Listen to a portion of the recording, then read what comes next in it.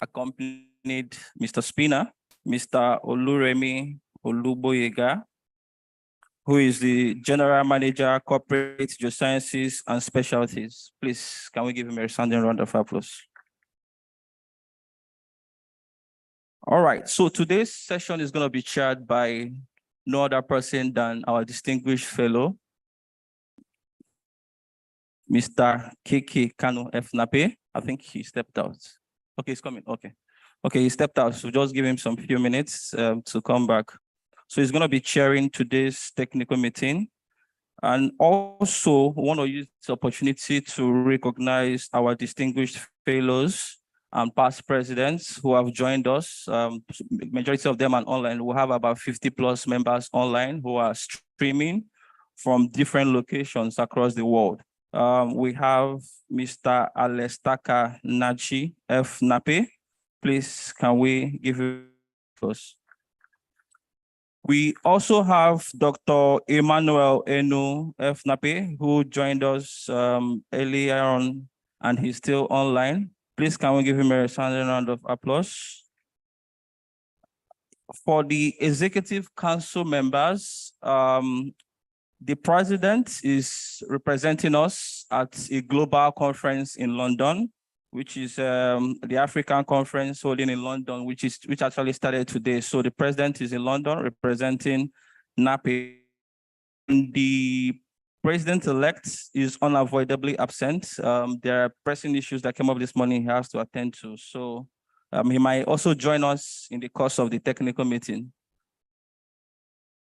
On that note, I want to say a very big thank you to everyone for joining us.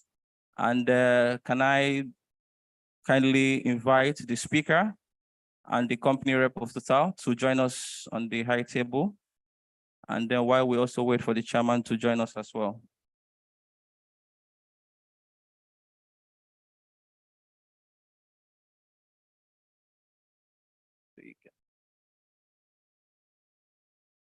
All right, my chairman is here. Thank you very much, sir.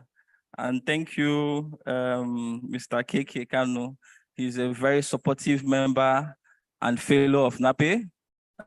He's the one that actually helped us to facilitate our partnership with the Geoscience Energy Society of Great Britain, which is actually organizing the African conference, which started today in London. Thank you very much, sir, for all you do for us.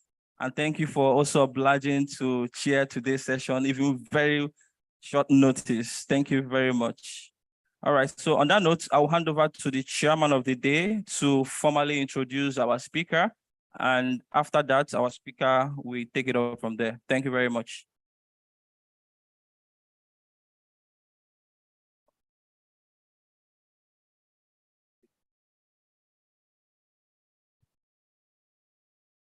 Thank you very much. Thanks for doing us this great favor, considering what you are going to be talking to us about. As I was handed the papers at the entrance, one of the things I looked when I was looking at the biography of the speaker was I saw where it says something about earthquakes, and earthquakes, they happen at the spur of the moment. They don't give you notice. So this is like an earthquake invitation for me to do this job, and I can't complain. I'm alive, even after the earthquake, so I will do it to the best of my ability. Our speaker is somebody's fantastic, Dr. Spina, has a PhD. He's a structural geologist, one of those parts of geology that I really love. I've gone to a few field trips, Spain, France, the US, Nigeria, Niger Delta, and structural geology is usually very fantastic, one of those very fantastic parts. If you are a paleontologist, please don't be annoyed with me. That is part of those parts that I kind of like struggle with, but structural geology, I like to listen to that and learn from that any day. But, we need every arm of it to find new opportunities, to develop the opportunities that we have. Dr. Spina has over 20 years experience in oil and gas and in every continent of the world. just any continent, name it, he's done structural geology in here. So I'm not going to go read them one by one. He's participated in a lot of scientific and industrial geological prospects, like I said, on earthquake geology, faults, mechanical interaction, and techno-sedimentary evolution of sedimentary basins. So he's done a lot. He's done it all. And I think for us in the Niger Delta, the deep water is one place where I think we need to pay more effort. The company sponsoring it, TotalEnergies, have done a fantastic work when it comes to deep water. And I think they need to be continued to be supported for the efforts that they put in so that the deep water is kept alive. And hopefully the indigenous companies will also join. You know, there are learnings that the small companies can bring to the table. So together we can develop our deep water opportunities. Like I said, apart from the basins, he's worked in several countries, several European countries, several South American countries, several North African countries, and definitely in our own country, he's done quite some work. So like I said, we are indeed very privileged to have him here today. He served as an external consultant on carbonate fracture reservoir characterization projects. So he's done sands and shales, and he's also done carbonates. There are learnings that he has from carbonates, which he has applied in the sands and shales, and which we can apply in our deepwater Niger Delta. He currently serves as a reviewer for several international geological journals. So, so good to have you, sir. And Fina, thank you. TotalEnergies. You can see how old I am. I'm still remembering Fina, you know, TotalEnergies. Thank you so much. Thank you. Now I need to look at the agenda. I've introduced the speaker, and I guess I need to hand over to the speaker. We can see we all have the paper, Deformation, Timing, and Structural Geometries. Implication for trapping and overpressure in deep offshore Niger Delta. So, Mr. Speaker, sir, I think it's over to you. Please, can we welcome him with a round of... And I guess we should come back so that we can see.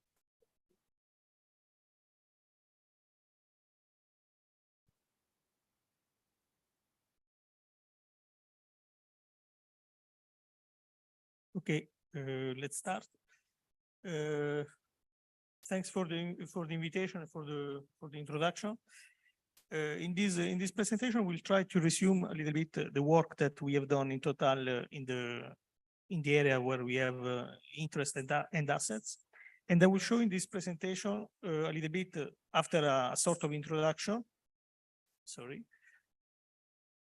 We will go through the main tectonic elements of the Niger Delta with the classical elements that we know and everybody knows, and we will go through the better understanding of the role that the Akata shales play in the timing of the deformation, in the style of the deformation. So clustering the structure that we are going to target with our wells, and with the implication for the structural style at the scale of the Niger Delta, or the deep water domain of the Niger Delta. This will give us information about more reservoir topics like overpressure and contacts. We will see, and we will discuss the timing of the deformation and the elements like faults and fault that we are going to see in seismic and some seismic exercise. And we will see also the implication for the regional exploration concept and the implication for the trapping and the overpressure of the hydrocarbons in the deep water domains of the Niger Delta. And then we'll go through some conclusion. So as general elements, this is a Google Earth map. This is Nigeria, so we are dealing with this sector here. You recognize the African coast and the Southern American coast. You recognize the oceanic domain with the several transverse fault zone. The Niger Delta configured at the tip of the northeast southwest oriented Bennu aborted rift that was aborted in the lower Cretaceous. And one of the main elements driving the accumulation of the delta, the progradation of the tertiary sediments filling the delta, and the structural style as well, is the opening of the South Atlantic domain. So the Bennu Rift is one of the branches, aborted, related to the opening of the South Atlantic domain. And also in this animation, we recognize that you have the opening, the asymmetric opening of the basin, and also the fault zone, the transversal fault zone, some of which impact, you will see, our area of interest. So you have the rift, it is segmented by fault zones, like in our case, it's Charcot and chain fault zone, for example, that are somewhere here.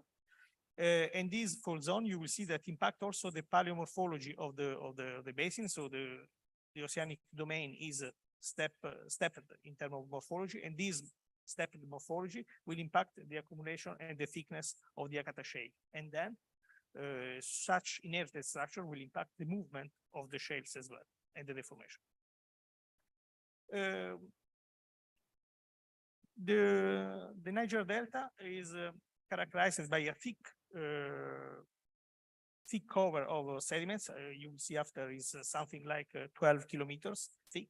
But what is striking since the beginning is that as scale of the basin, the Niger Delta is a deformation cell characterized by extension in the interland, so it means inland or shallow offshore domain, and compression, so a fault thrust belt at the toe of the cell itself, of the system.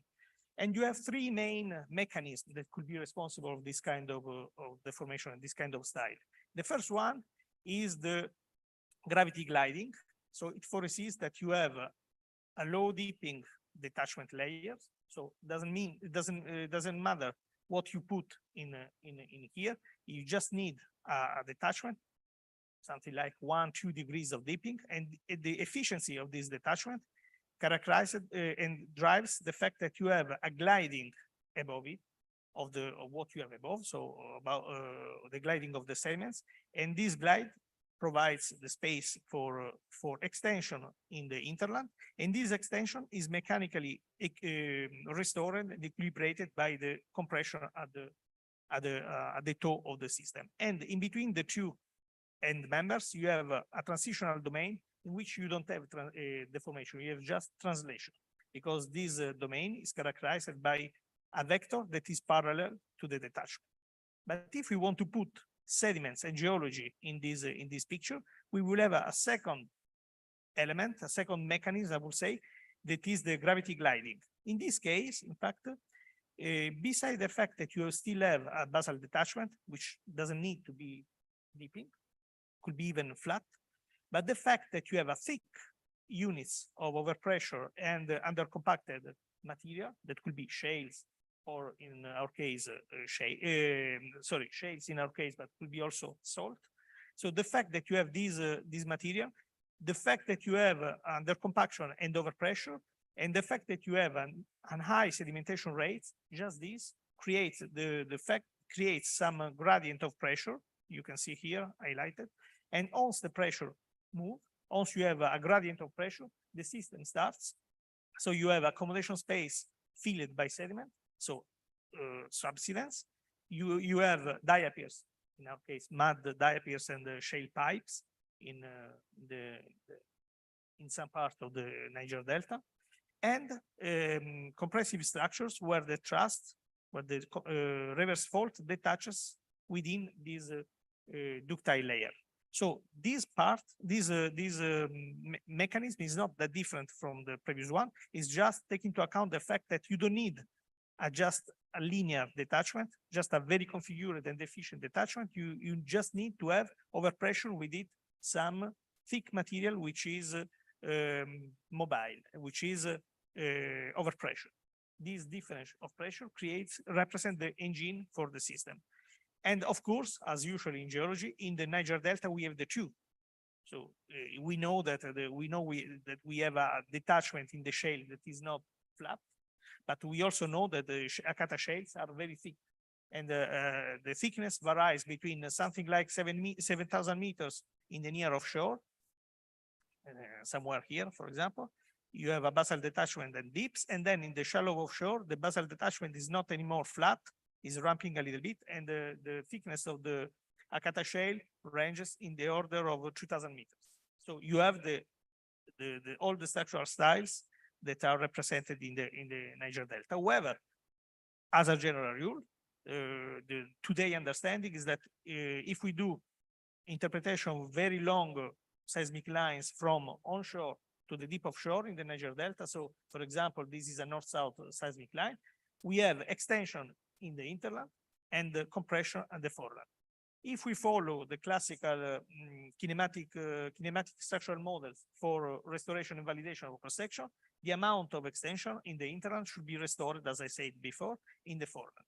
And since years, we try to modelize this kind of system with analog models. So for example, this model provides you an idea about the fact that we have the shales, ductile, okay, here. We have something which is, we say, pre-kinematic. So you see that is more or less isopac. And then we put the sedimentation to simulate the advancement of the delta, because the delta progradated about something like 300 kilometers to reach the today position since the beginning of the deposition of the basin, the sedimentary infill, which is something like Eocene in time. So we put sedimentation, and what you have in the model is that you have extension. You see this listric fault that detaches within the ductile material, and compression at the top. But if we simulate the advancement of the delta, so if we put additional sedimentation very fast, because the sedimentation in the delta is very fast, we put additional body of sand, so the B, for example, you see that this fault, which is this, is not longer active, and the compression and the extension migrates further to the most external point, here, somewhere here. And also the compressional part migrates as well. So during the year, we have done a lot of work in order to try to simulate and to balance the deformation in the hinterland and the foreland, and try to understand how it works and how it evolves in the space and in the time. So we will focus on a sector in the at the top of the system, so what we call the folded thrust belt, the deep water folded thrust belt, which is at the top of the Niger Delta gravity cell, where you have fold and thrust associated to the folds.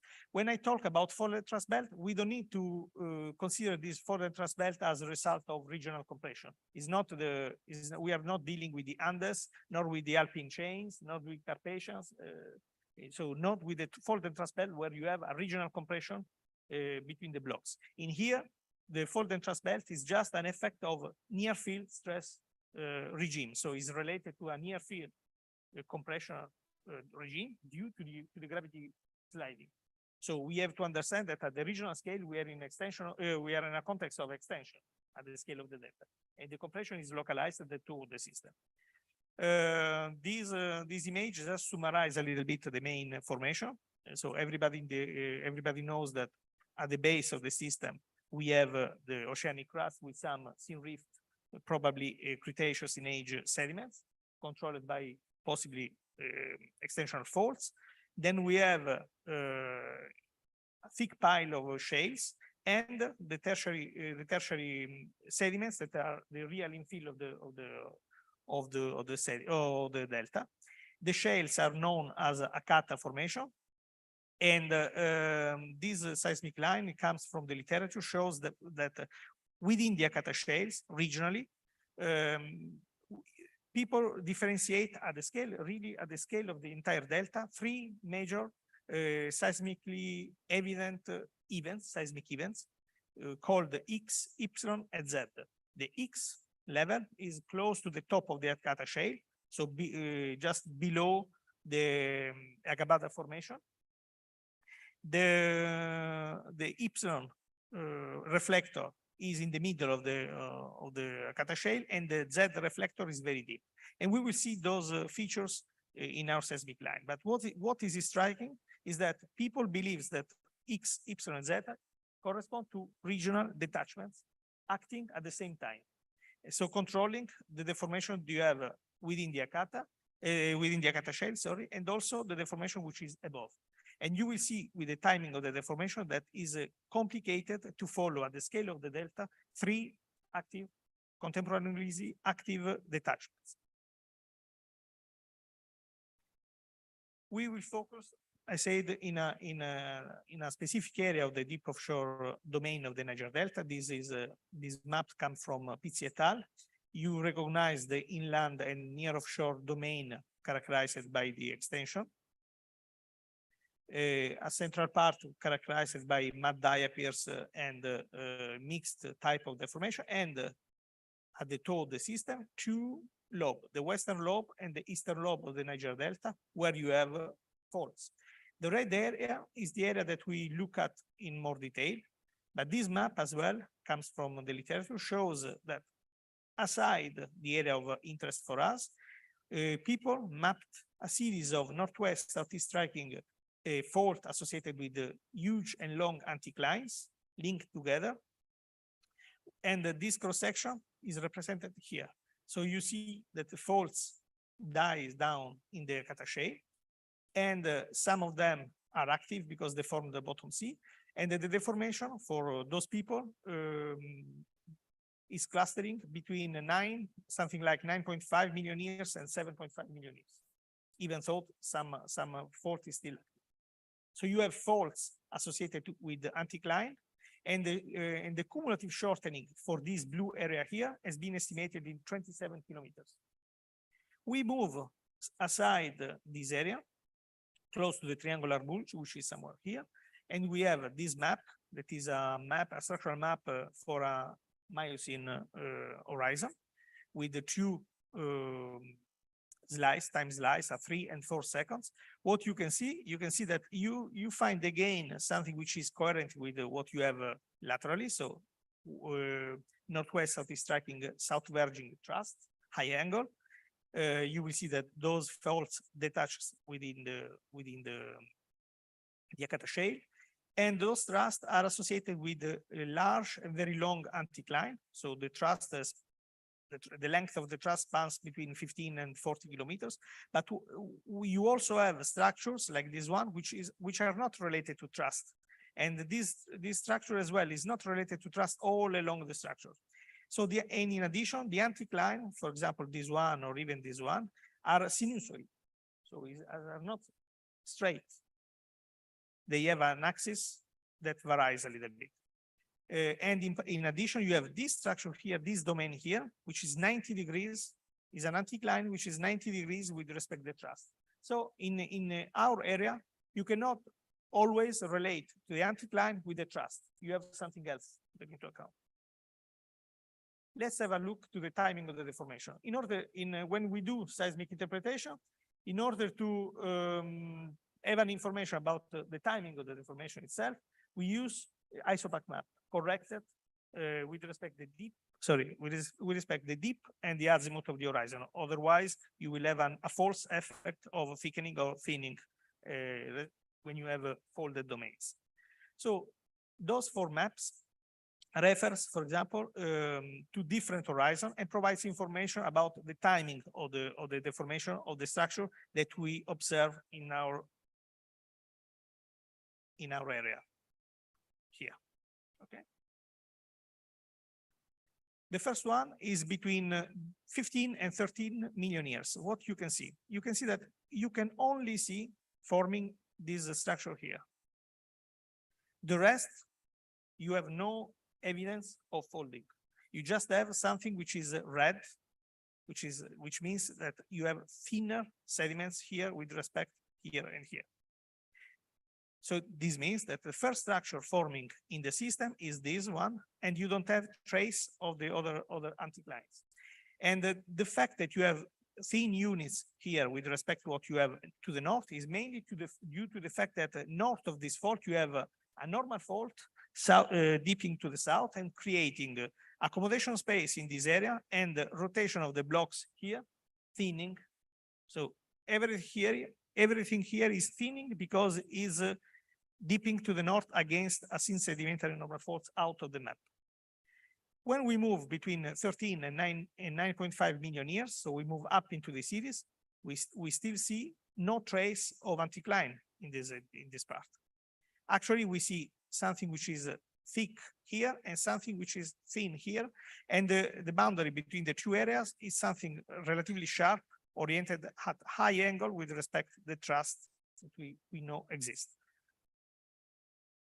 But if we look between 9 and 7 million years time, I will say, the isopack map shows clearly the fact that between this time span, you have the contemporary formation of all the structures. This was formed since beginning and reinforced, but those formed in this domain, in this time span. So this means that the climax of the deformation in this area is between 9 and 7 million years. And you can also recognize a pattern of faults 90 degrees with respect to the faults, and you will see why you have those faults. Actually, in this part, you see faults with different orientation, radial faults. Same here. This style, this pattern of faults, you will see have interest because it provides information about what is driving the deformation. If we move very young into the series, so between 5 and Holocene time, you don't recognize clearly anymore the structures. For example, this one, this one, this one, and this one. You recognize some bubbles in red that are remnant of residual growth of the anticline, but you mainly see that the sedimentary feature cut those red areas. It means that the anticlines already formed between 9 and 7.7 million years have a residual growth, but very smooth, and the sedimentary supply is higher than the growth of the anticline. In fact, the channels cut across the residual growth anticline. You see, is the drainage is not turning around growing anticline; it's just cutting because it's stronger. So at this time, between Pliocene and Holocene times, the sedimentary supply is still high, and actually the low standing, so the variation of the sea level and the rate of the sedimentation is the real engine, the real elements that drives the features that you have in the map, not longer the tectonics. But when you talk about growing anticline, so those are 3 cross-section in the area of interest. What you see between the black and the blue dashed lines, an isopack or almost isopack package of sediments, right? The fact that those sediments are isopack means that the deposition of those sediments is older than the beginning of the deformation. So what we call the pre-deformation or pre-kinematics.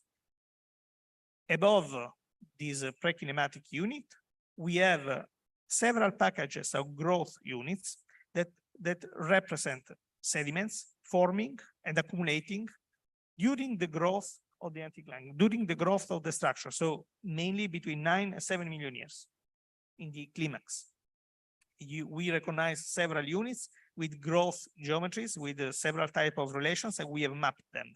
And we were also able to calculate the thickness variation of those sediments, of each of those sedimentary units. So those sediments accumulated during the growth of the structure that you have seen in the previous map. And in fact, you can see that in the vicinity of the anticlines and the crest of the anticlines, the thickness is always very smooth, very reduced. But where you have tectonic subsidence, for example, in this incline, the same units becomes thicker because you have accommodation space that is able to host sediments. Here you don't have it. So if we want to refine a little bit, to reinforce our interpretation, to refine the timing, the interpretation of the timing of the deformation for using these those growth units, so we identified 4, for example, we see that the first units, the lowermost one, dated between 9.5 and 7.5 million here, follows actually the trend of the anticline we have seen before. So it means that all those structures were growing at this stage, and the sediment accumulated around in this incline. But when we go through the unit D, so the latest one, the landscape is completely different. You see, so this is because the anticline, as we have seen before, stopped to growth, or the growth was very reduced. So the control on the thickness of the latest growth units is minor. And you see that the distribution of the thickness in the different units is different and reflects the rate of growth of the structure. What is so the evolution of the structure? If we observe, so this is the map that we use in our area. If we observe the distribution of the displacement along the compressional features, for example, this, or this, we can see that for each structure, along each structures, the displacement is maximum at the center of the fault. So, for example, the red refers to this fault, the yellow refers to this fault, these white points refers to this one, those points refers to this one, etc., etc. So, for each individual fault, the throw is maximum at the center of the segment, which is normal for displacement length diagram. But if we calculate the cumulative displacement for the entire compressional system, we have a bell-shaped distribution with a minimum in this part, which corresponds with this zone. Again, a transversal zone between two main thrusts, which suggests us that the thrust formed very fast and accumulated the displacement very fastly in agreement with our dating of the deformation. And the system worked as a coherent system at the scale of the entire map. So it means that all the thrust formed at the same time and interacted mechanically, accumulated displacement and distributed displacement along each fault segment and within the system itself.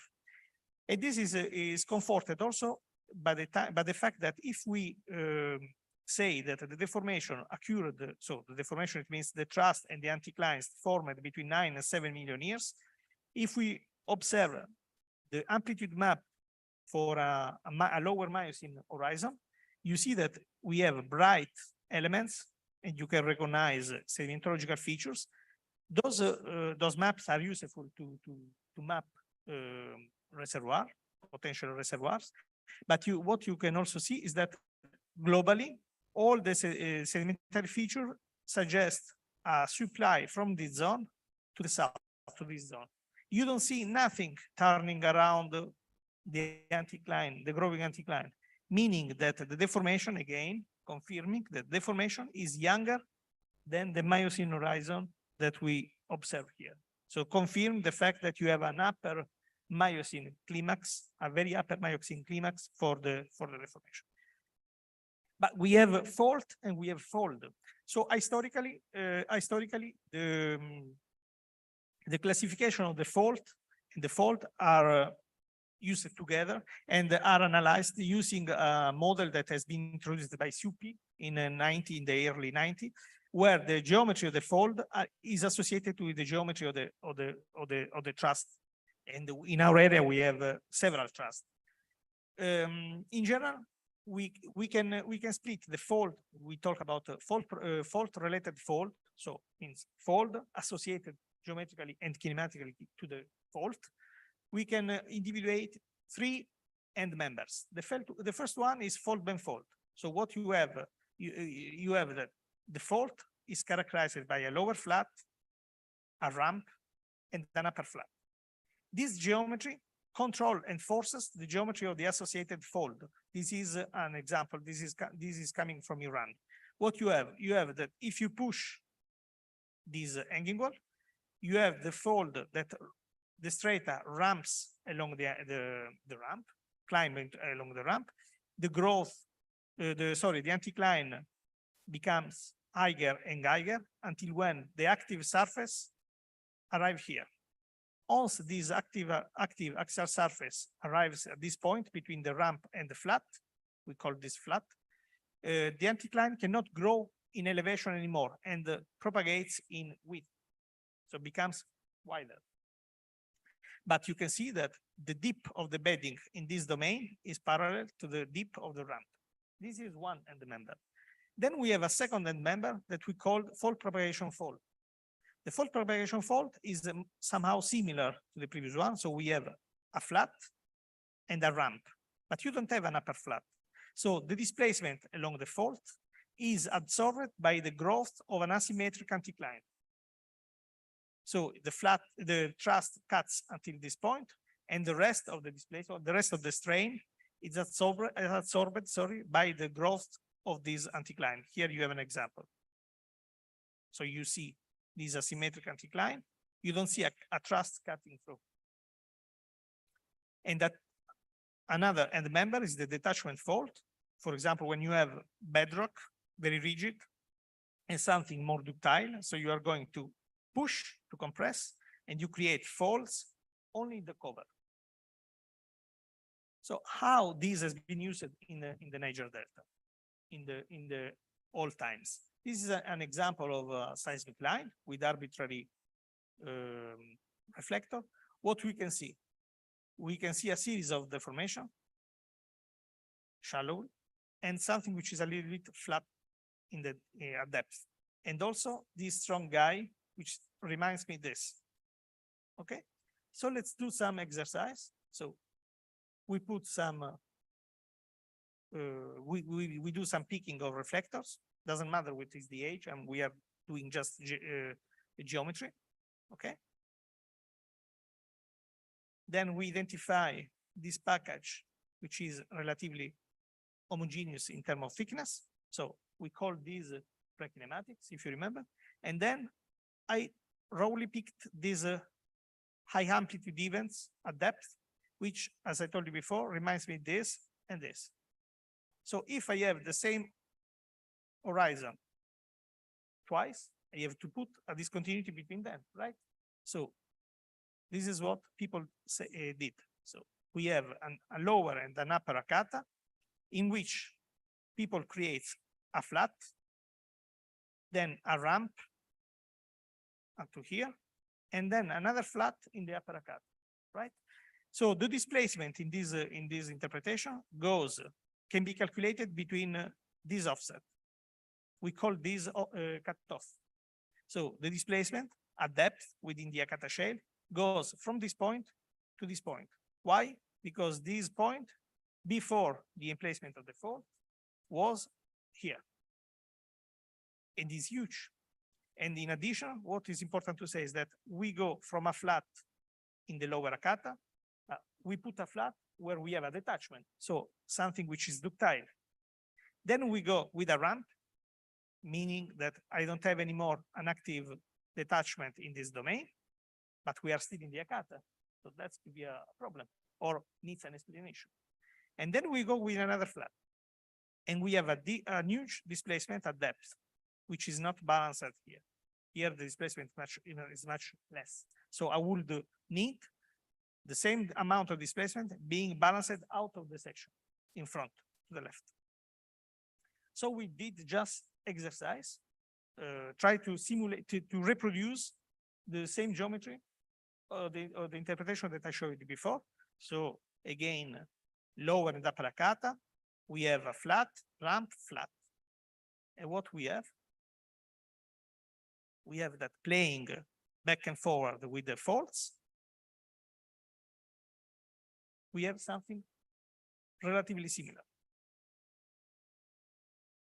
We reproduce this geometry, which is here. We reproduce this big guy, this anticline, which is here. We don't reproduce the age recent of the fold associated with the thrust that we have here because are much deeper, so much older. However, even though geometrically we are able to play with the models, this remains geometry. It's an exercise, it's not geology. And because in order to have this, I needed to activate several branches of the fault back and forward with no logic, with no geological logic. I'm not going from interland to foreland. I'm not going to reactivate, to deactivate or activate certain ramp. I'm just doing geometry. And this, even though the geometry is similar, drives people to do big errors. Because again, we need to justify the reason why I go in ramp here within the Akata. So it means that The lithology of the Akata here changes? Yes or no? We have to provide an answer, a geological answer to this. And in particular, the main problem is that this amount of shortening between here and here, the over 20 kilometers of displacement that I have in this cross-sectional depth is not balanced in here, in the shallow section. So when we use pure kinematic model, is nice for manager because produce nice color and nice cross-section, but needs to be properly understood. And in fact, Simpson in 2009 did an exercise in the Swiss Alps, trying to understand what it was the main mechanism of deformation when I go to compress an orogenic belt with two end members, doing experiment over a thick décollement and a thin décollement. It means that in the case of the Swiss Alps, this is Triassic evaporites, and this is the Cretaceous to the Jurassic and Cretaceous carbonates units. So Simpson said, what happens if I use a thick décollement or a thin décollement and I compress the system? And he found that folding is the main mechanism if I have a thick décollement layer. Thick décollement means shales or salt. So in case of thick décollements, the folds are favorites to form. And if the total thickness of the entire sequence is relatively small, so I don't need a very huge thickness. If it provides also other end members and other consideration, but if I have a thick décollement layer, and if this décollement layer is much thicker than the sedimentary cover, I will have folding, not faulting. In case of contrary, the deformation cluster on a fold. So in some area you can have the failure, deformation of a thrust, and you can have fault related to fold. So classical fold associated to fold. But if you have a thick décollement layer, you favorize having anticlines that subside. So for example, if you consider a regional level of reference, what we call regional, can be here, wherever you want to put it, you see that the syncline, this point is here, in this point is here. So you don't have a reference that is respected, because it's not respected the kinematic model, because the deformation is not following the kinematic model. And associated with this downbuilding syncline, the same that you have in mini basin in salt tectonics, you have if you have a good sedimentation rate, you have the accumulation of growth units in the syncline, like the one that we have seen in the Niger Delta. So let's do another exercise, because I like seismic. What we see here, we see first these high amplitude events here, strong events, which is affected by fault. And the shallow part, I see some other faults and fold with a shorter wavelength. So I go to map the deep horizon, right? So I identify fault. So I identify something which is probably rigid and affected by normal faults. And above, I have a blind, seismically speaking, facies here, in which I have this green horizon, which is even faulted here, here, and here. And above, I just drawn some sketch horizon to simulate the wavelength of the fold, because you see, you recognize faults at different height. So this is here, this point is here, this point is lower. The folds have different wavelengths and are characterized by faults. So I put faults, and I see that you have some faults cut down to here, but some fault cut up to here. So if I'm going to interpret this as a detachment, I need to say that is a detachment. Why? Because the faults detaches above it. And this folded So it means that I have another structure which is below that allows this deformation at the same time. And this is classically what people in the Niger Delta do. Interpret, sorry, the X reflector is somewhere here, the Y reflector is somewhere here, and the Z reflector is here. So what I have in the seismic line, I have the X reflector that is at times faulted, at times folded, at times faulted and folded. The Y reflector, same, that it can be faulted and or folded, and the Z reflector, which seems to be flat, so the youngest between the three, that is very deep. So what I put here? I put faults, I put what? I have a problem of volumes here. And I also have a problem of timing at the just in a seismic line. If I zoom the same as seismic line, if I zoom, for example, in here, you see the X reflector that is faulted, and you see the thrust. If you focus in this domain here, you see some divergence between the seismic reflectors. So some goes up, some go down. So in between them, you need to put a fault, a detachment. So you have reflectors going up, a reflector going down. So in here, you have faults. And if you focus in this domain, you see something which is quite flat. And above it, you have reflectors doing like this. So this is another detachment, the one that we call the Z. So in the same seismic line, we have problem of timing, problem of timing between the reflectors, what I say, so if the three reflectors are detachment, and we have the problem or what kind of sediments we put here.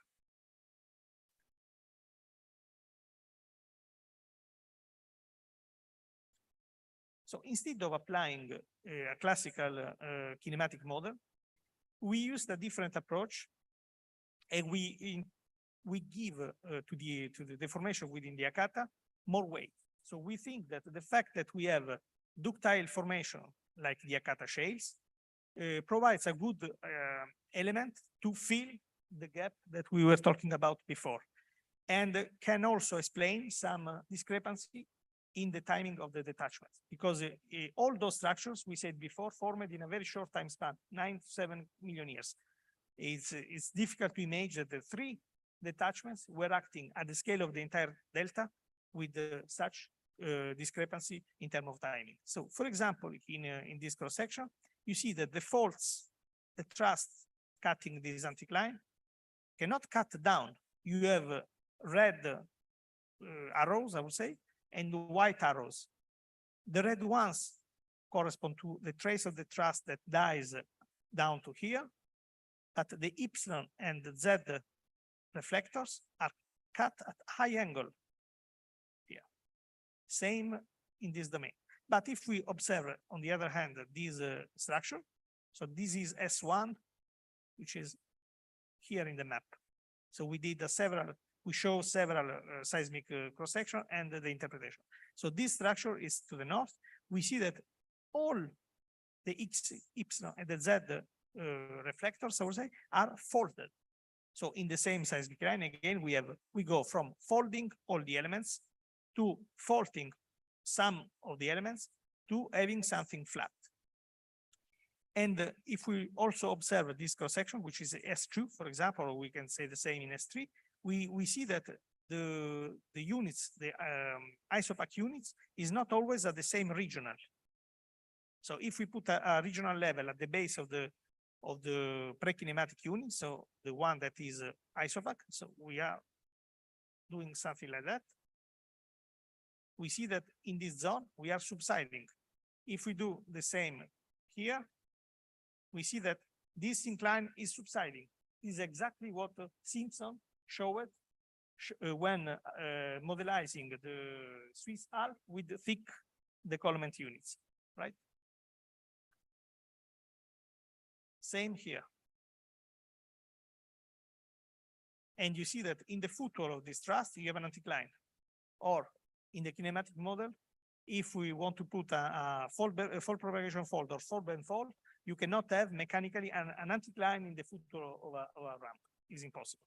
So there is another element that suggests us that the kinematic model, the pure kinematic model, doesn't work. So we did a restoration of 2 cross-section. Again, sorry.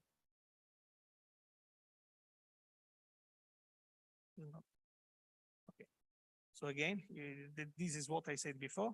The X reflector is faulted, and below the X and the Y and the Z are flat, but faulted as well. So here is faulted and folded. Here the reflector are just flat, and in this core are always deformed. So there is a problem of chronology between those X, Y, and Z, and we believe that those X, Y, and Z correspond, which are not drilled by any well in the Niger Delta. Those correspond to stringers within the shales. So those could be carbonates, or those could be sand, we don't know, but within a body, which is the Akata shale, which is ductile. So those stringers deform in a way that is completely complex and independent. So you have a decoupling of the deformation between shallow section and deep section, but you don't need to have 3 detachments at the scale of the delta working at the same time. What you have at this within the Akata shale is a ductile deformation which within the shale, and you will see that this deformation allows the creation and controls the geometry of the faults. And in fact, we did the balancing, the restoration of 2 arbitrary cross sections. We have done several, but here you can see 2. So this is those are the this is the cross section 1 and the 2 that you have seen before with the interpretation of the horizon, and we annulled for the time being the deformation within the shale, and we just concentrated in what is more rigid.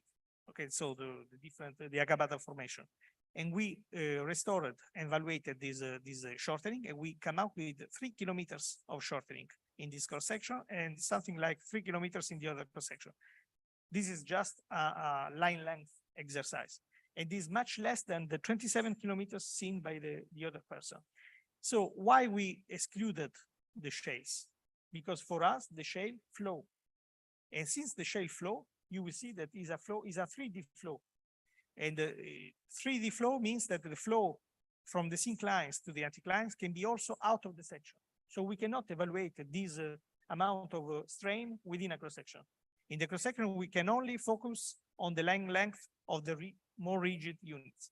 So the amount of shortening that we estimated in the 2 cross sections first in a short area is consistent, is about 3 kilometers, and is more in line with a deformation, with a style of the deformation which is related to the shale flow than to the thrust emplacement. So we believe that is more conservative. So the fold, this means that the fold that we observe in the deep offshore domain of the Niger Delta, at least for the area that we have seen, are detachment folds. So you have a local detachment, not regional detachment, that controls the flow of the shales. What is a detachment fold? The detachment fold is a fold that is associated with a detachment which is at depth, and if we know the shortening for each single structure, so if we put a pin line in the syncline associated with an anticline, we know the shortening.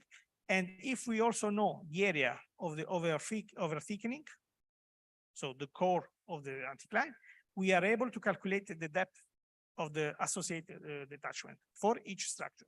And you see that if we do this exercise for all the faults that we have in our area, each fault follows a different trend. So it means that each detachment fault that we have in our area is different. It means that you don't have 3 detachments at the scale of everything, but shale flow, and locally you have different detachments to which each anticline refers to. And this is in agreement with what other people have calculated, interpreted at the scale of the delta. This is a work by Dean et al. In 2015. What they have done, they've done a numerical modeling try to see what kind of deformation you can have in the shales or the Kata shales with respect to what you have in the rigid units above. So they observed that when you have a normal fault in the shallow offshore or in inland, so the classical normal fault that you have in the north of the delta, you have the deformation cluster along the fault, and then at depth, it becomes larger. In the second stage, you have other faults that form it, and you start to have at the top of the system the thrust, like the analog model that I showed at the beginning of the presentation. But the strain starts to follow, starts to link with the strain associated with the extensional faults, and so on and so on. So what they have found, you see here, how thick is the area of strain.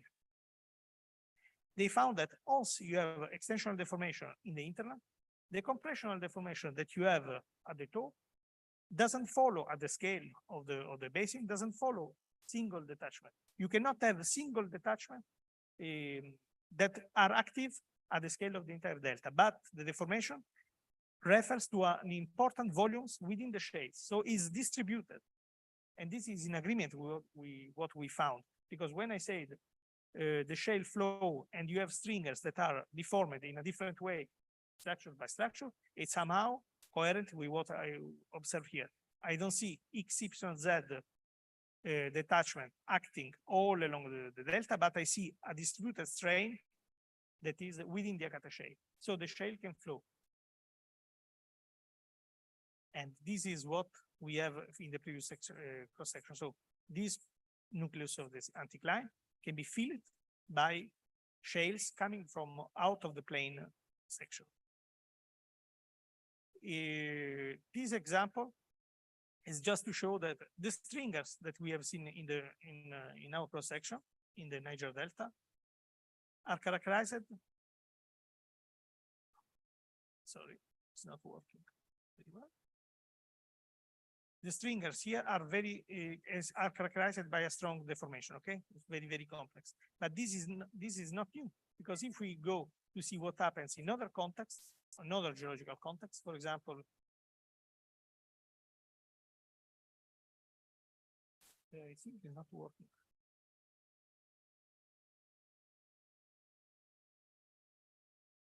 It's not working any longer.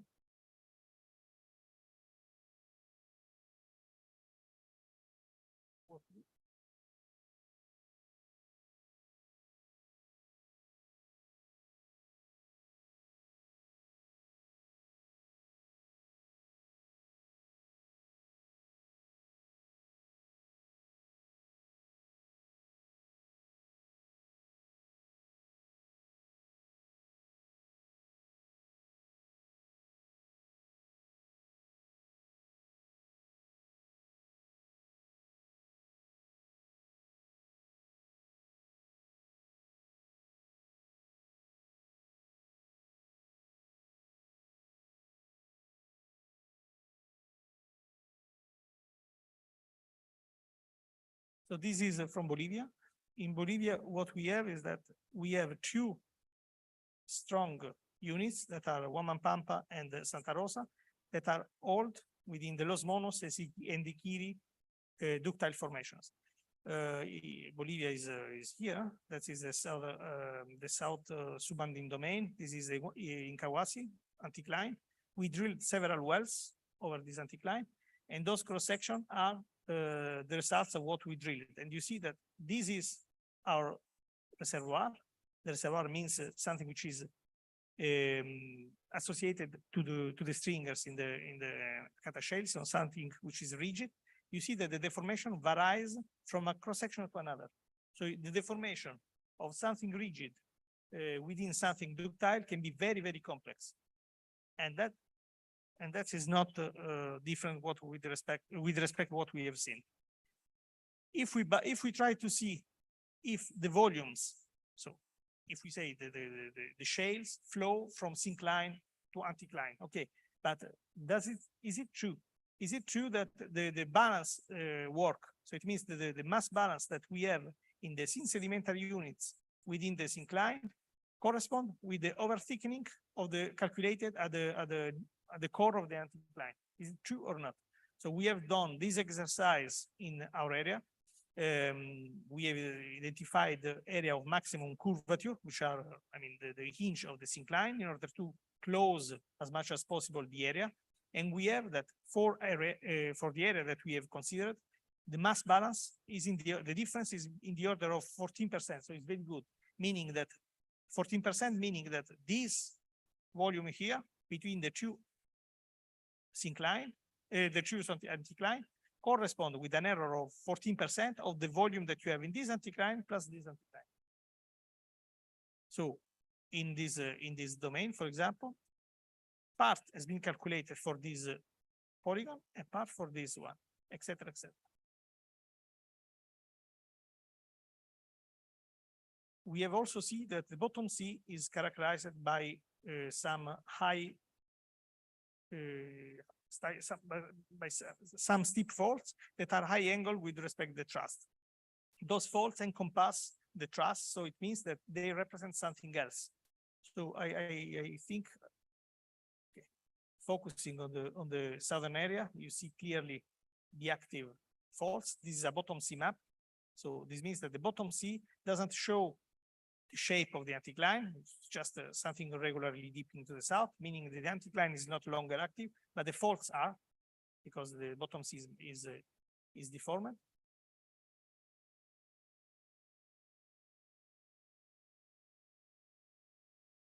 It's complicated.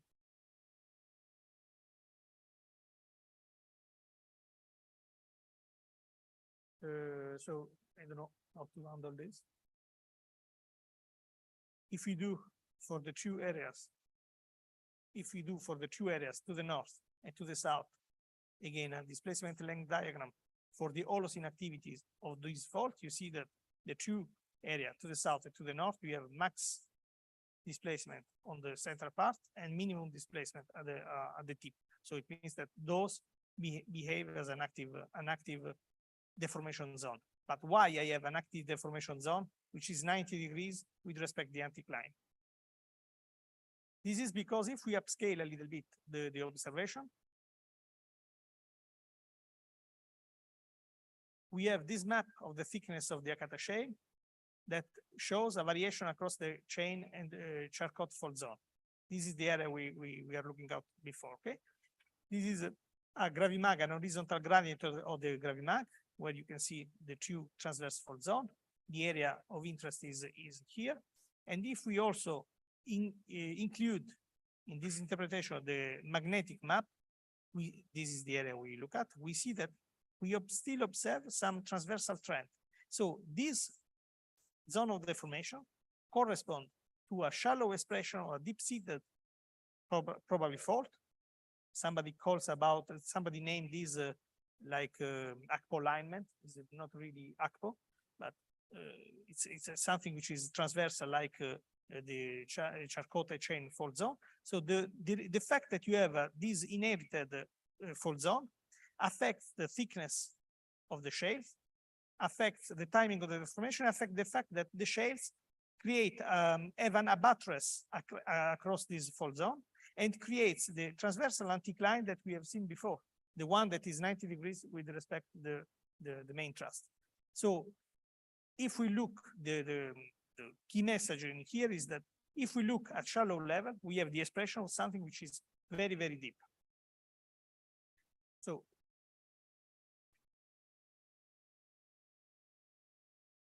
what are the implications for the regional exploration? We have seen that the delta, especially if we focus at the toe of the system, have two lobes, the eastern lobe and the western lobe. Those two lobes are controlled by transverse fault zone that are inherited by the geometry of the reef and step at the geometry, they step at the morphology of the oceanic rock. And you can see that the two lobes, this is rotated, the two lobes have different direction of compression. So the eastern lobe is in the eastern lobe the compression is north-south. In the western lobe is more northeast, southwest, and even the velocity, and so the strain rate is different. So one at the very big scale, one of the main elements that we have to look at in terms of exploration prospectivity is that the presence of those strike-slip fault, very deep-seated, but they can have some expression at surface, represent very risky elements for our exploration, especially for the western lobe. The fact that you have a high compressional rate, strain which is higher, represent a further risk element for exploration. So it means that if we have to rank the two zones, the eastern lobe is better than the western lobe because has a strain which is lower, and so we have less risk of failure. But if we observe other elements of the petroleum system, we can say that, okay, the source rock is not a problem at all because the source rock is within the sediments of the delta, and the fact that you have a huge delta with detachment at the base precludes almost always precludes the fact that deeper source rock can feed the structures in the tertiary seals. However, what is important for the risk and what is important for the deformation style that we have seen, so shale flow, is the seal. In fact, the seal, either the lateral seal or the vertical seal, is considered at the scale of the Niger Delta the greatest risk element. Or the lateral seal is represented by the shale gauge ratio within the fault plane and the fact that you can have or not reservoir against reservoir across a fault.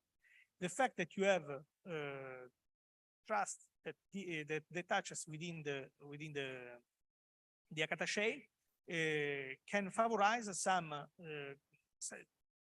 can favorize the fact that those thrusts represent conduits for fluid within the shale, within the Akata shale, flowing along the fault, okay, affecting the lateral seal.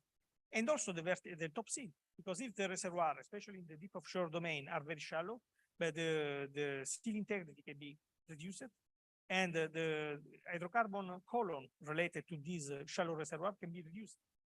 However, not everybody is in agreement with this. For example, Kostenko et al. Showed that you have discoveries actually across in anticline across associated with thrust and shallow anticline. So for those auto, the main problem is, yes, the seal is a risk, but the main elements is the charge, because the average heat flow in the Niger Delta is 58 megawatt per meter square.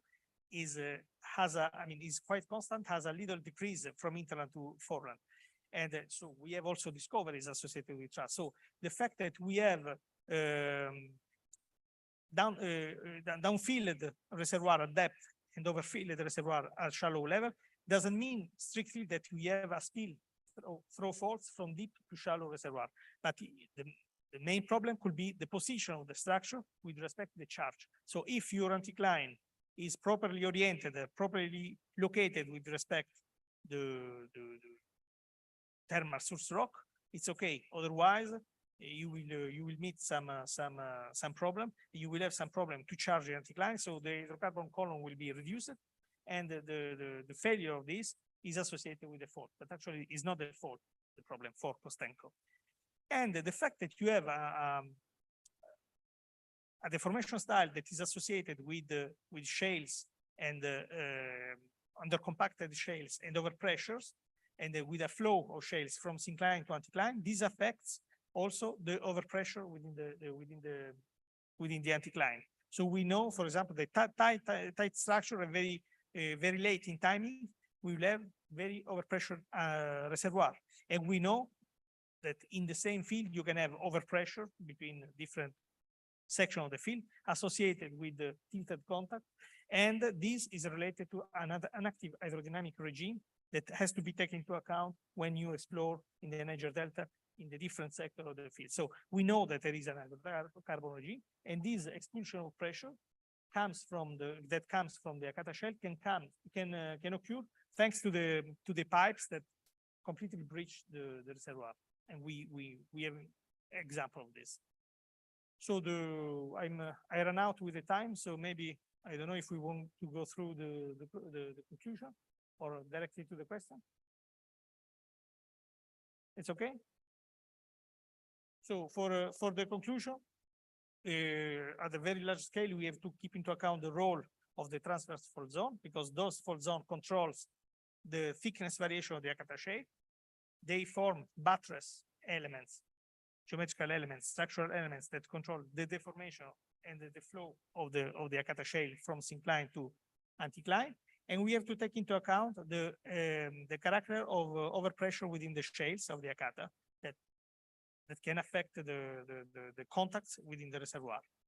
In the study area, more specifically, we know now that we can constrain that the deformation occurs with a climax between 9 and 7 million years, so in a very short time span. The deformation is not, in terms of style, is not associated with a kinematic, a pure kinematic model, because high cutoff angle, et cetera. So we think that we have a fault, buckling fault associated with the attachment, then faulted when the faults becomes too tight.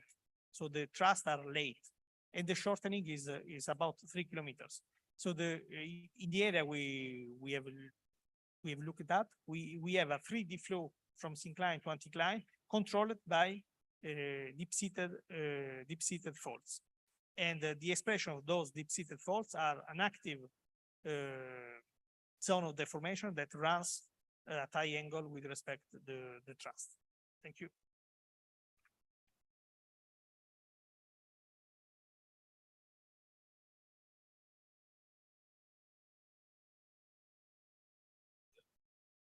Thank you very much.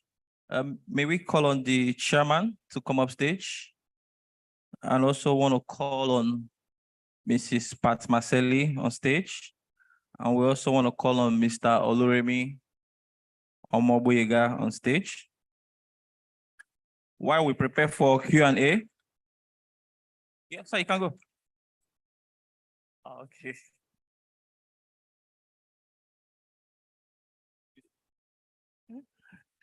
Perfect, gentleman. All right.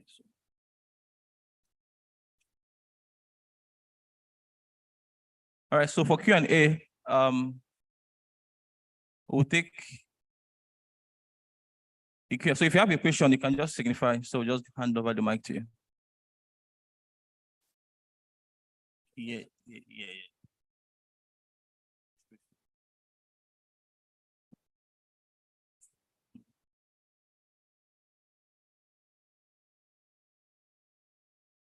So Chairman can go ahead and summarize. Okay. Actually, I won't take too much of our time trying to summarize. It's really a very fantastic talk that we've had. A lot that he has compressed. Dr. Spina, indeed, he's an expert. He's actually shown it. He talked about the shale tectonics, structural features, timing of deformation, structural styles. And I like the parts where he brings in the implications for hydrocarbons, and the fact that he doesn't put that up front. I remember several years ago, we had a deep water block. And, what we did was look at the seismic, look out for the good horizons, map the structures. We tended to carry some of the things that we did on the shelf to carry it to the deep water. But you can see how he has done it. He's gone from the very regional scale. In fact, he's gone from how the continent separated to see what are the implications of those. These shale ridges, timing, everything together before he started to look at the seismic events. In fact, I like how there were 2 seismic lines that he put up here. And for me, it's like somebody putting up a seismic line and then standing back to say, what are the things that I see? Everything that I see. He didn't look at, okay, what's the best seismic events to map? And then come up with a fantastic map that you show to your boss, and show the structures, and then you want to go drill that. Because that is what we actually did in that block. And we are disappointed with the results that we saw. As I listened to him, I began to see some of the things that ideally we should have done. And then we can actually find out the places to drill. In the deep water, it's not necessarily where are the structures. The structures might be there, but there may be no sands there. There may be no reservoirs there. So I like what he's done. Talked about the extension offshore and then the components of it in the truss offshore, in the deep water areas. So that kind of balance, looking at the totality of the structures, and not just a narrow part of it. There's some of the things that we've done on the shelf. You can actually take a small area, you can take a marginal field and just look at the structure and then come up with the crest, do your amplitude mapping, and that will do it. But that doesn't work for the deep water. For me, that's some of the things that I've had this afternoon. Yes. The role of the Akasha shale, how is it different from the other regions he has looked at? What's the implication? He's looked at the structural styles. He's looked at this length of the truss. Where do I expect my maximum truth on the faults? How the fault systems tend to all link, the detachment surfaces. So I think that's what we need to do. And yes, I used to be on the IOC side. Now I'm on the indigenous company side. So we need to be looking at things a lot more regional, and also the analogues in different parts of the world where some of these structures have been drilled. What did they see? What kind of work did they have to do? So like I said, I'll try not to take too much of our time. I expect for there to be some questions. We'll take those questions and then he would answer them. So I will hand over the mic back to him.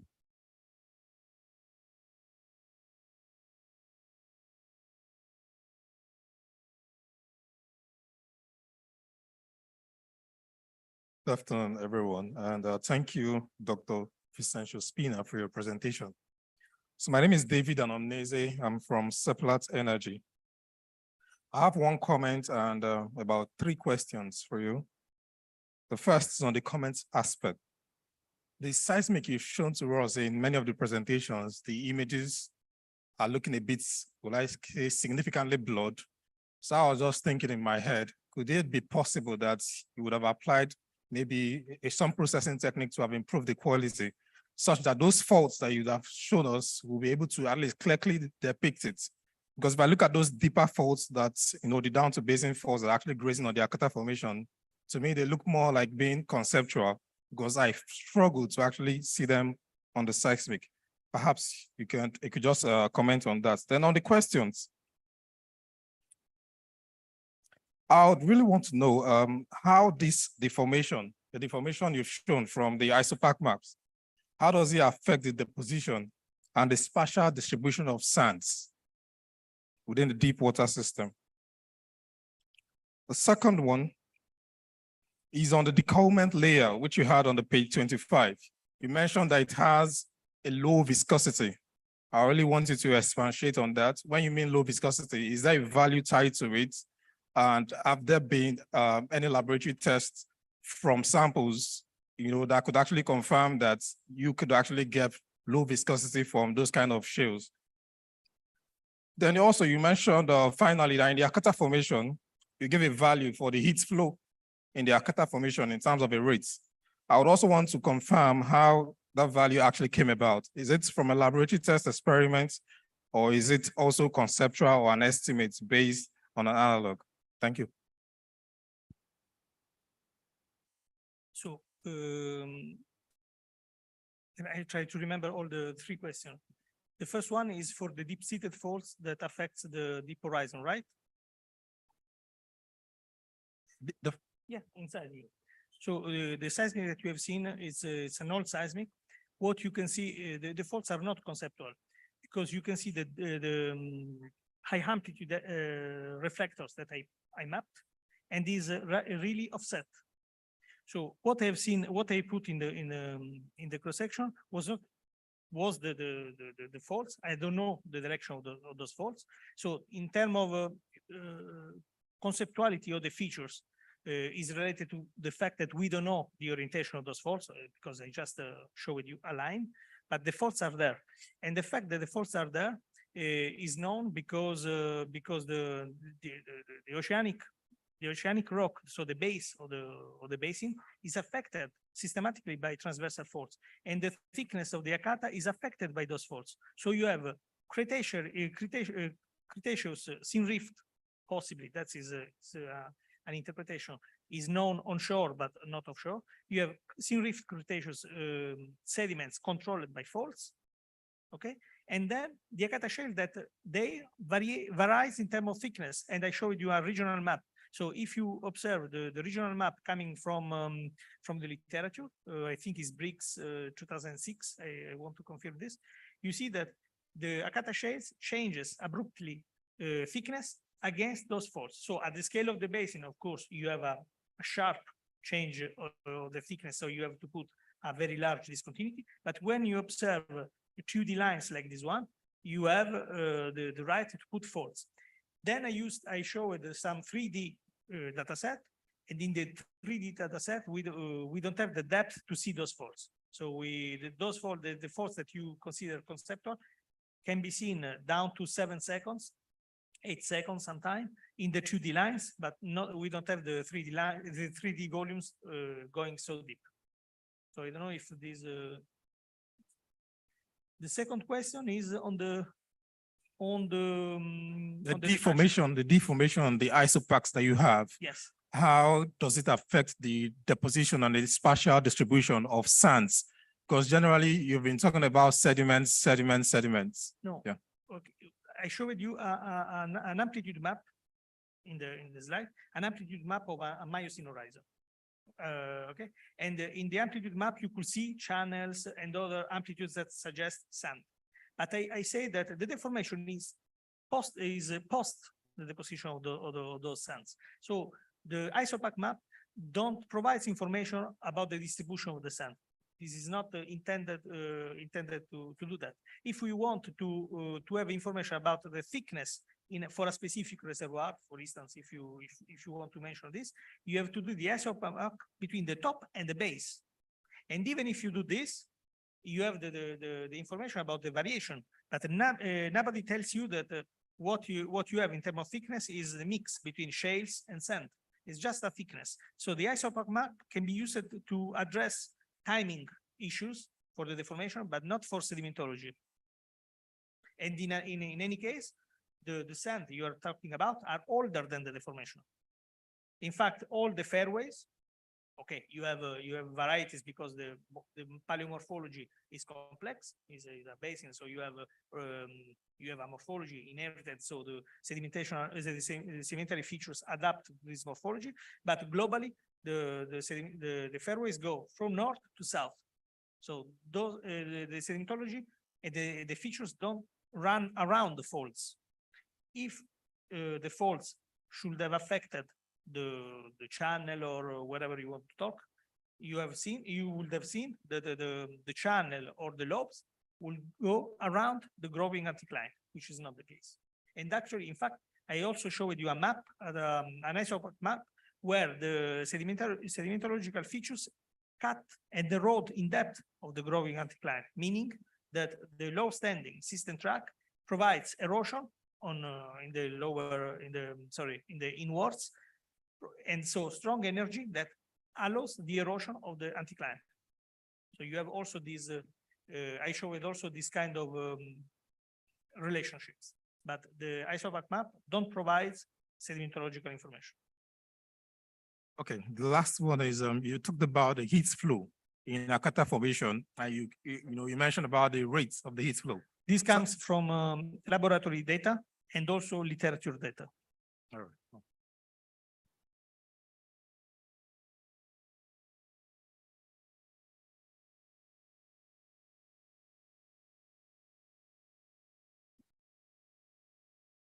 My name is Tokwe Adelaja. I work for One Time Petroleum, or producer, sorry.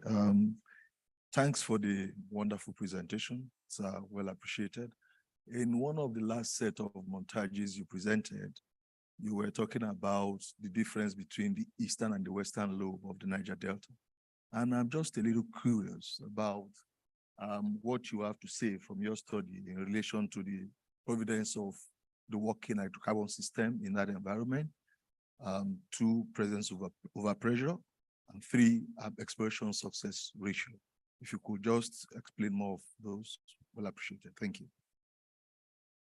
Well, the main difference between the west and the eastern lobe I was talking about was referred to the strain rate. So what we see is that the western lobe has a strain rate, and we see this because modeling, numerical modeling, and also geology. The western lobe has a strain rate which is higher, so it means that goes fast in the same time span.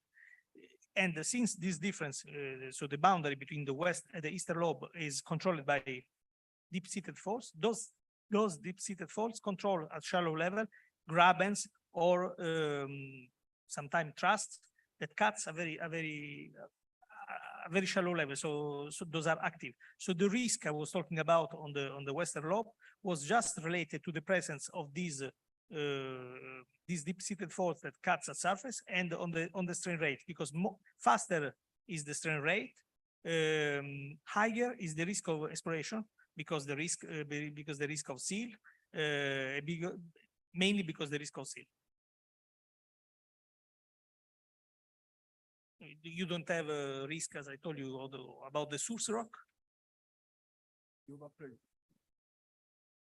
Comparison of overpressure between the two lobes. If the structures are very late, okay, you have the risk of overpressure. So the timing of the deformation and the speed of the deformation affects the overpressure. So ideally you should avoid what is very late and very fast.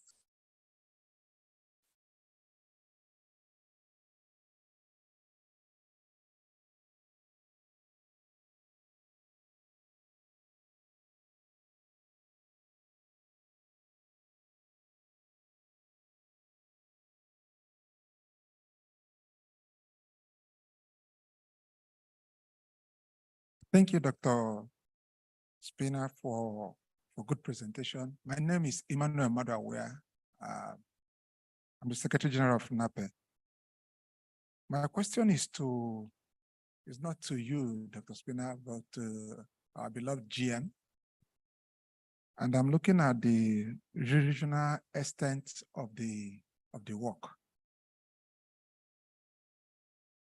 Basically, for our universities and also for the industry to have better clue and view of our environment, I think it's time we start combining efforts and collaborating, and that's what we've been doing. So NAPE is championing a course to have a more regional study and overview documented for posterity. Now, since we have a structural geologist expert from Total who have done a marvelous job this morning and afternoon, my question to Total is this: how open will Total be?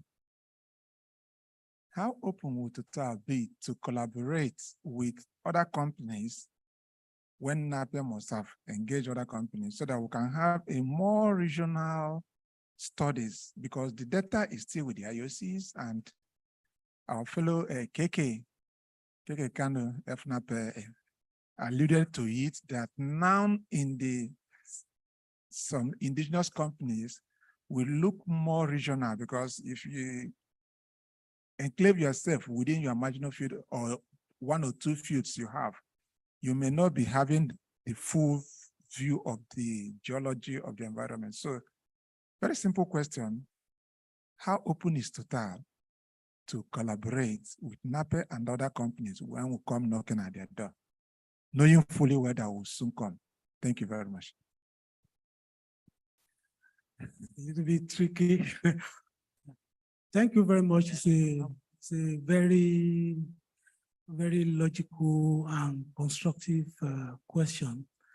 So the simple answer will be that we are very willing to cooperate in that kind of project, but that will be in the context of the data protection and confidentiality issue, not just for the data set itself, but also for the proprietary nature of some of the studies that we're talking about. So yes, that kind of efforts, we have to be coordinated with institutions like the NUPRC, the Nigeria Data Repository, and other key players so that things can be done without getting in the way of legal and other constraints. So yes, simple answer is we are willing, but we just have to do it in the context of, it's not going to be limited just to TotalEnergies alone. Thank you. Okay, we have one question online. Did tow and truss structures show up, and what is the relevance in the deep water? From Ebayero Osagi Jude. He's asking from online. Did tow and truss structures show up, and what is the relevance in the deep water?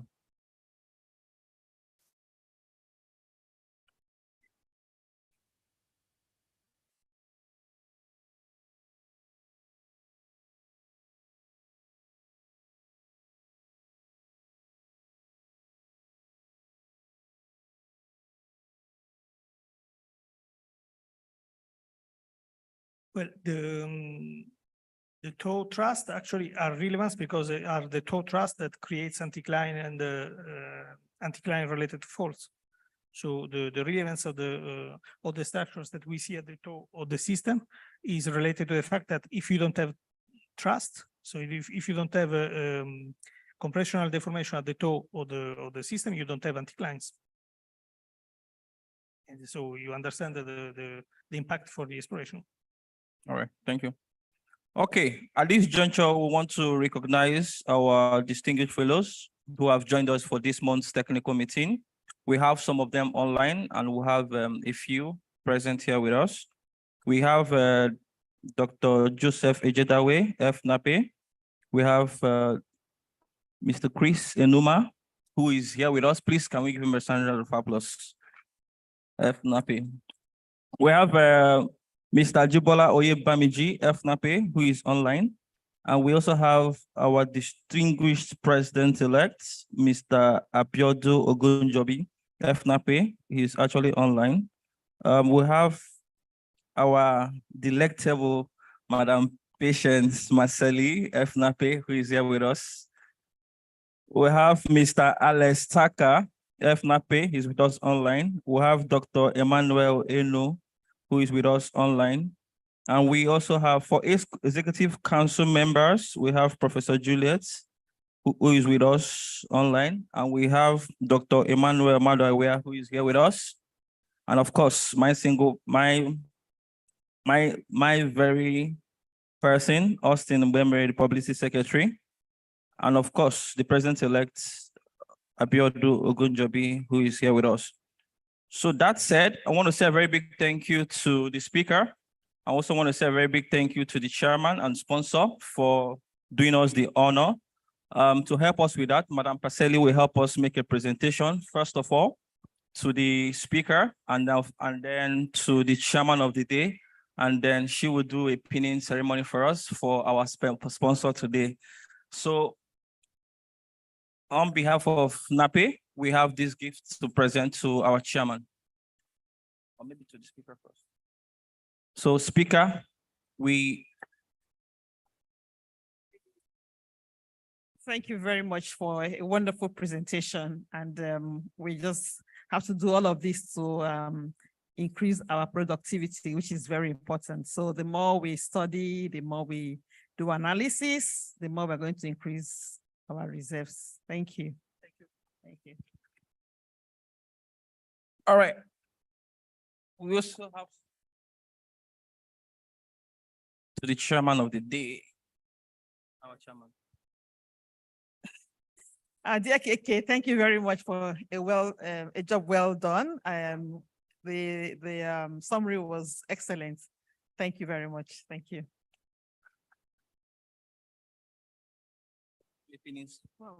Okay, the sponsor. So basically, Total has been a long-time sponsor of NAPE, and we are appreciative of your kind gesture over the years, and you keep still supporting us. So we're giving you a pinning to continue to be our ambassador, and to also to continue to support us. Basically, thank you very much, Mr. Oluremi Omoboyega. Thank you very much. Okay.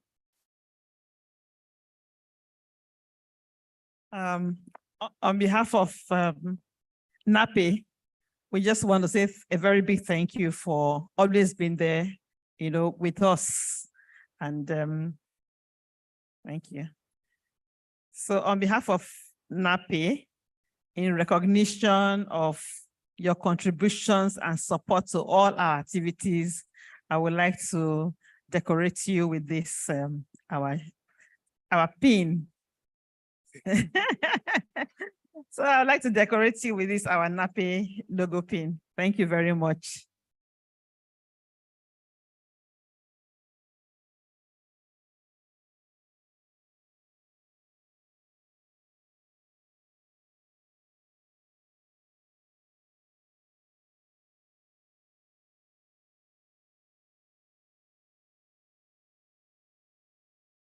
So we may not take the sponsor's remark.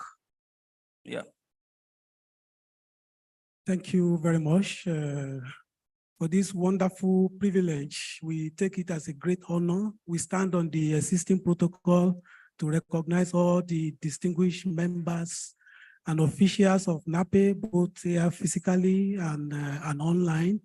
We recognize the chairman, we recognize Mrs. Marcelli and our great audience, both here physically and online. It's a great honor, basically, to be able to host this event. TotalEnergies is a very active player in the business of oil exploration and production, not only in Nigeria, but worldwide. And we are also an active player in the business of sharing knowledge also. And that is why we continue to be grateful to NAPE for providing us the platform to be able to do this kind of thing. The topic of this day is particularly interesting, and our chairman has done an excellent job in summarizing it. But the only thing I would try to add is that if you look at all the objects that we discovered in the early 90s, the Agbamis, the Shota, the Bonga, and all that trend, now we ran out of all those relatively simple objects. Now we are moving into deeper and deeper waters where the objects are becoming more and more complex, and you have to leverage the kind of knowledge that has been shared here today together with other tools, because this is not a silver bullet. So you need an integrated approach of geophysics, geology, analog and modern tools, and those will make the difference between success and failure as we go into all these new frontiers. So again, it's a privilege to have, in fact, we have made a lot of efforts. It's a very extended paper that takes hours.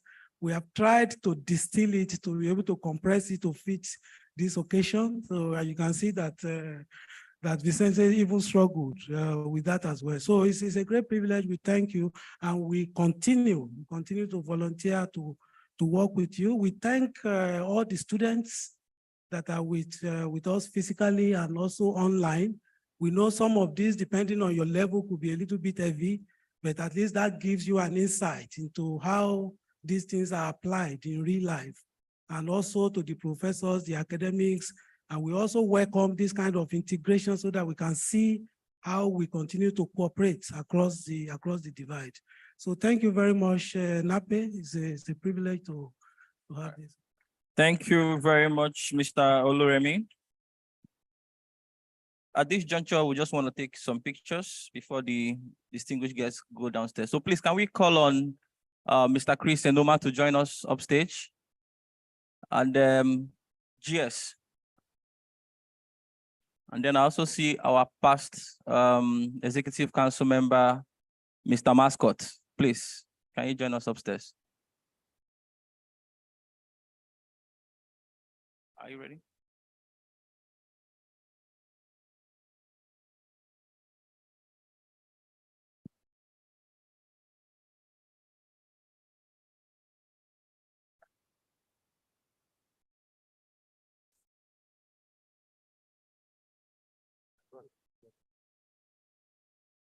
Okay. Mr. Tokbe Adelaja, former Financial Secretary of NAPI, please join us.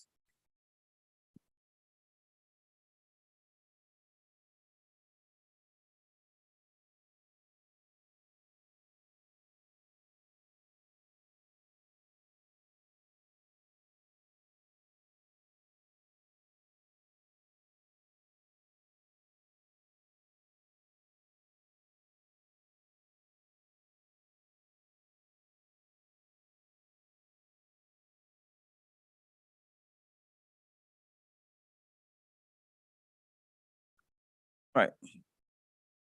Thank you very much.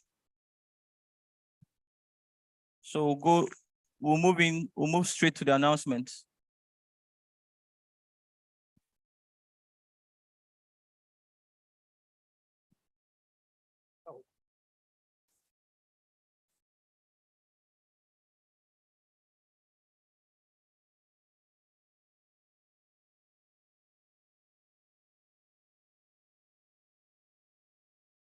Oh, thank you, Ma. Thank you. They're doing well. Thank you very much.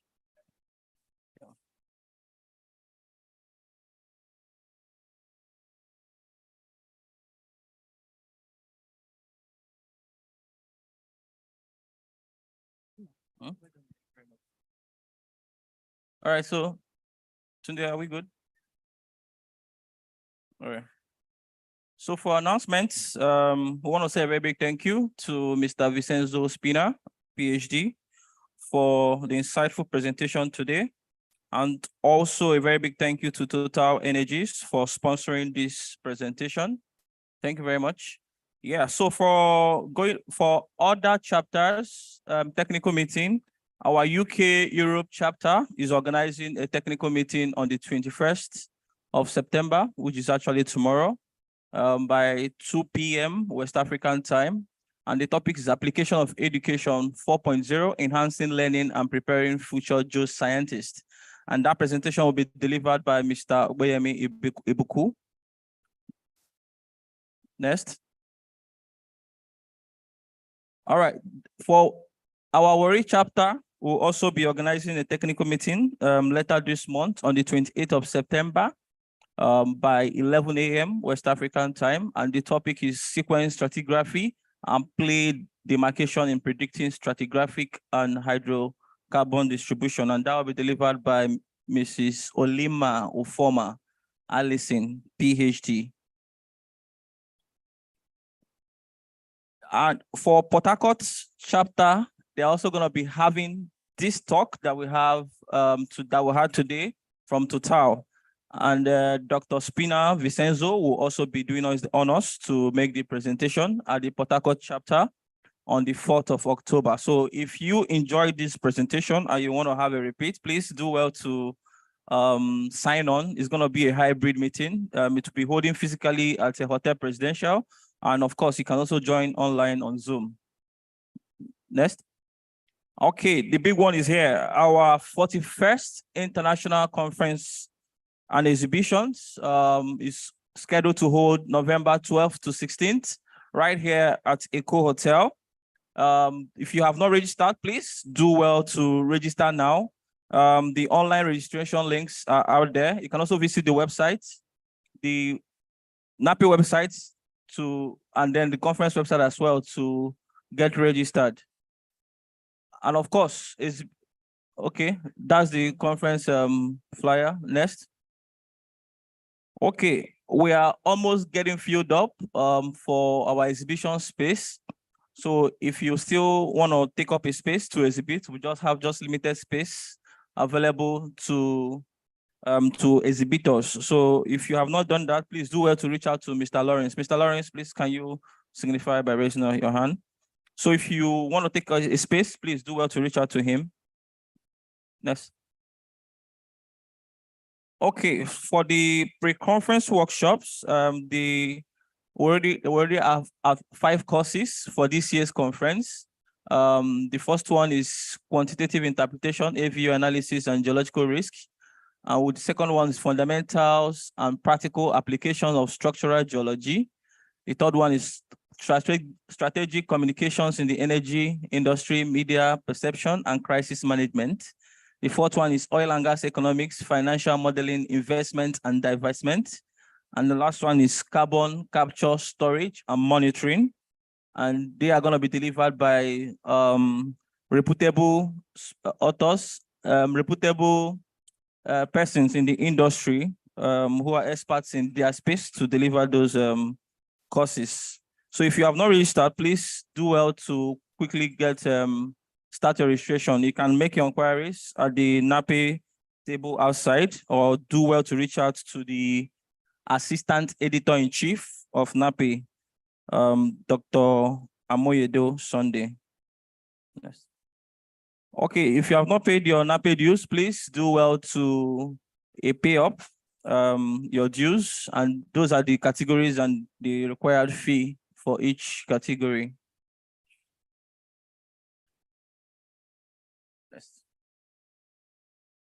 Okay, so just like I mentioned earlier, that the NAPE president is currently representing NAPE at a global forum where we are showcasing what NAPE is all about, and also using that opportunity to invite as many international delegates as possible. So the African conference is ongoing right now in London, and the NAPE president is there representing us.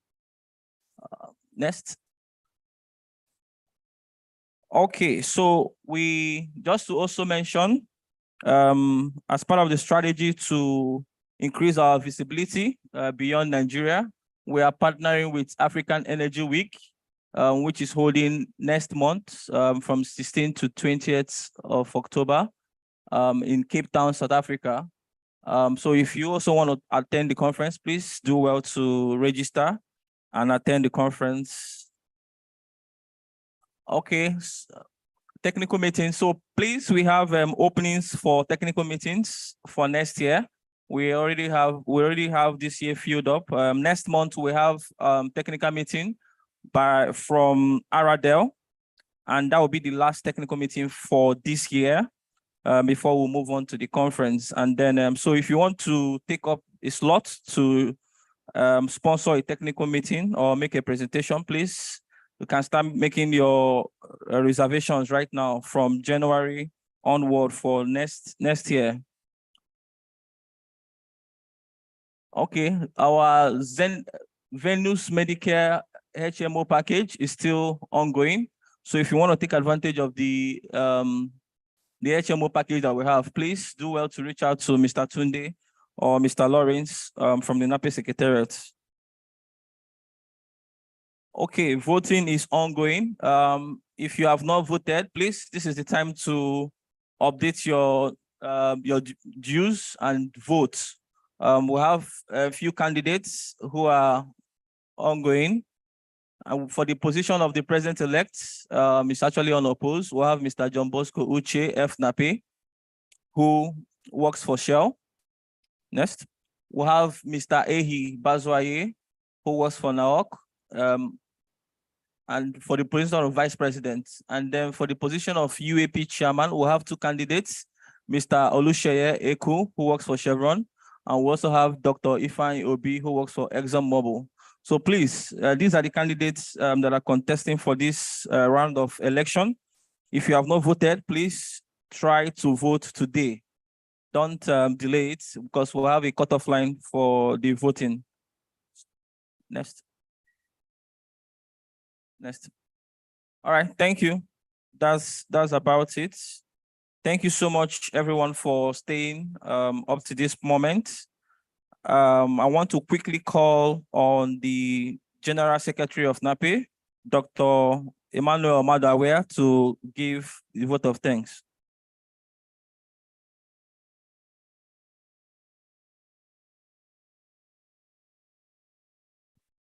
Thank you very much, Mr. Austin Mbwemere, for holding us forth to this moment.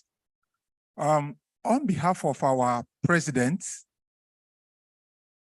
Mr. Elliot Ibie, FNAPE, and our president-elect, Mr. Abiodun Ogunjobi, FNAPE, both of them are unavoidably absent physically. because of some obvious reasons. Just after, Austin just informed us of our forthcoming conference, which is always the big one, and conference consultations and visitations to different companies took them away from us physically, but they have been with us online. So on behalf of all the ESCOs, I wish to say a very big thank you and congratulations to TotalEnergies, ably represented and led by their GM. I can say that there can never be NAPE without Total, because Total have always been one of the strong bones of NAPE, sponsoring events during the conference and also technical meetings today, as we have it today, and also availing us of their quality staff to serve in NAPE ESCOs. NAPE want to say a very big thank you to Total and all the Total staff that have served in NAPE ESCO always come with a lot of experience. So on behalf of the Board of Trustees, Advisory Council, Executive Committee, all the members of NAPE, we want to say a very big thank you to Total for always availing us of their good staff to serve NAPE in ESCO. Also for always opening their doors whenever NAPE knocks, and also sponsoring so many events. November, we know that Total have taken their slots. They will be exhibiting. That's a way of also encouraging and growing education and transferring knowledge to the younger generations. Total would say a very big thank you. Thank you in a special way for today's lecture. Dr. Spina, thank you very much. Thank you. I will also be in Port Harcourt to also continue the lessons from you. Thank you for empowering us with your knowledge. Please, thanks to Total for us. Distinguished members, fellows, and members of NAPE, Total did not only feed us with technical knowledge, they've also provided sumptuous lunch for us. Now we have 3 7 points. There's one by my far right there. There's one by my far left here, and this other one here on this left. Please, the sponsors, Total, all the fellows of NAPE and the executive members of NAPE, please do well to use this table here by my immediate left. Then all my members, my fellow NAPE members, please, let's use that very one and the other one, depending on which one is closer to you. We know that Total is an IOC, it's a multinational company, so they have provided multinational food for us. There's African, there's continental, there's everything. There's starter, there's main course, and there's dessert for us all from Total. Thank you, all of us, for joining us. And those of us that joined us online, please, lunch is served. You may want to be monitoring me as I'm eating. You're also eating, those of us online. Thank you very much. Distinguished ladies and gentlemen, let's enjoy our lunch.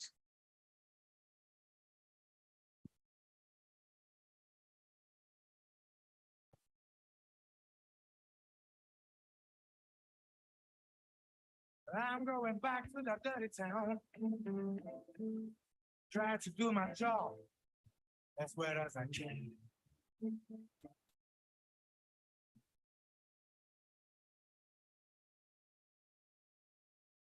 I'm going back to that dirty town. Try to do my job as well as I can. Working in his bad streets.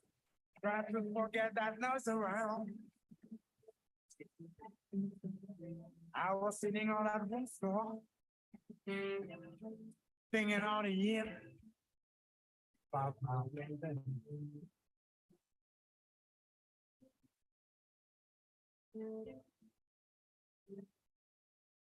I was spinning on a moonstone. Thinking all the year about my baby. I've lost my mind in a whiskey, and finally I got to bear.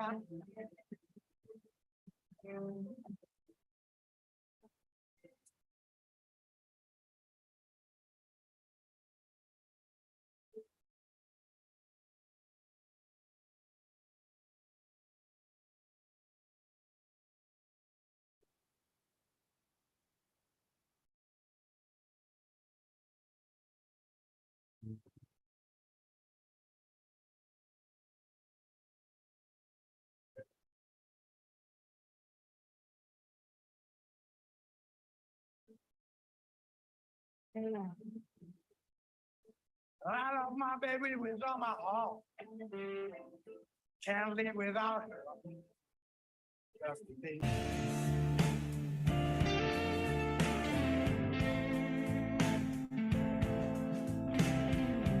Well, I love my baby with all my heart. Can't live without her. Just a day. I know I won't be satisfied till I come home again. I'm sitting in the train. I'm feeling so lonesome. No one to talk to.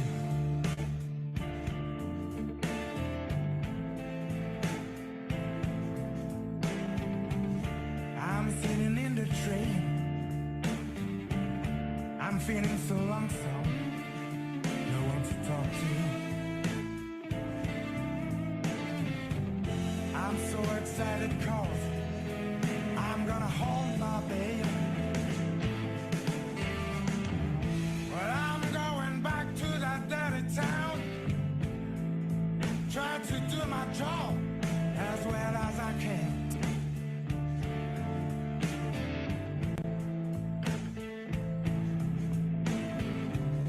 Well, I'm going back to that dirty town. Trying to do my job as well as I can. Walking in his bad shifts, try to forget that noise around.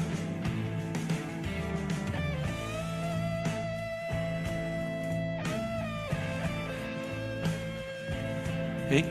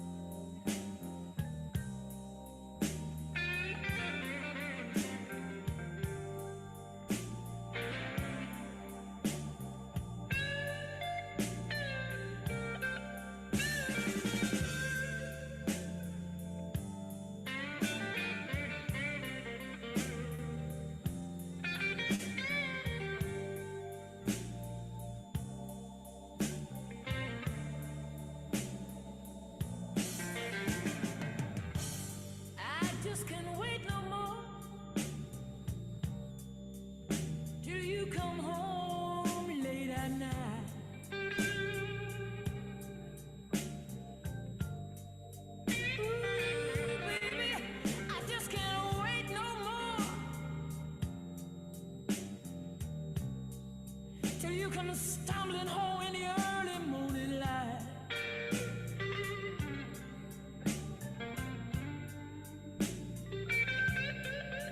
I just can't wait until you're sober. This time you can walk straight to hell.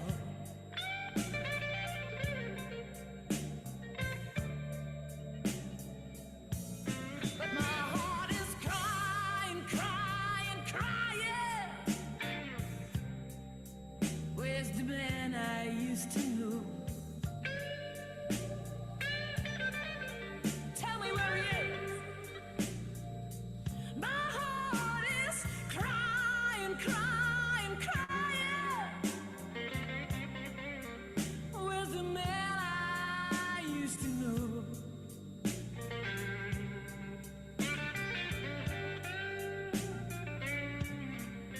Why did you sell your soul? With this kind of man I can